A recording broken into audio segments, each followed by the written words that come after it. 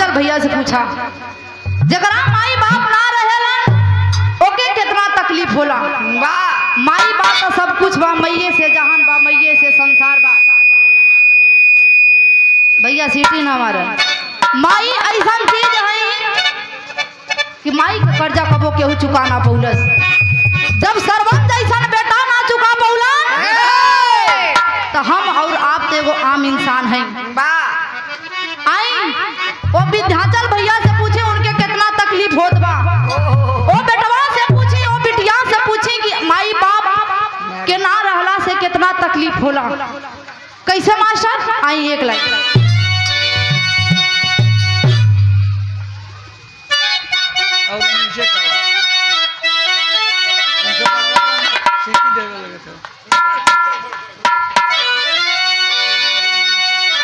अरे कई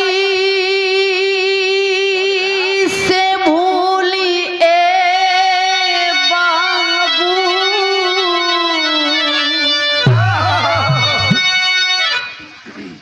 ओ बेटवा से पूछी जौना बेटवा के माई बाबू ना रहेलन, कहे के बा कैसे?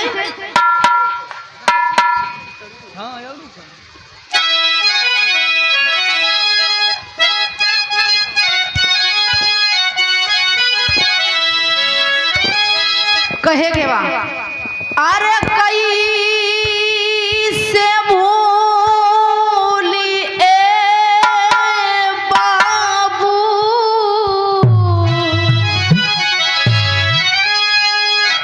अरे कई से भूली ए बाबू पावन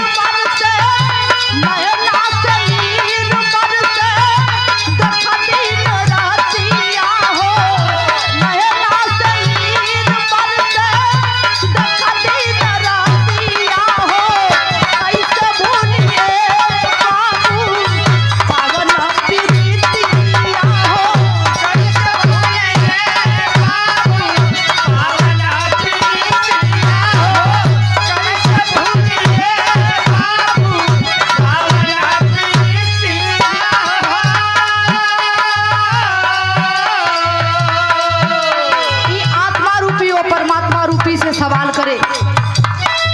कहे कैसे? कहे कैसे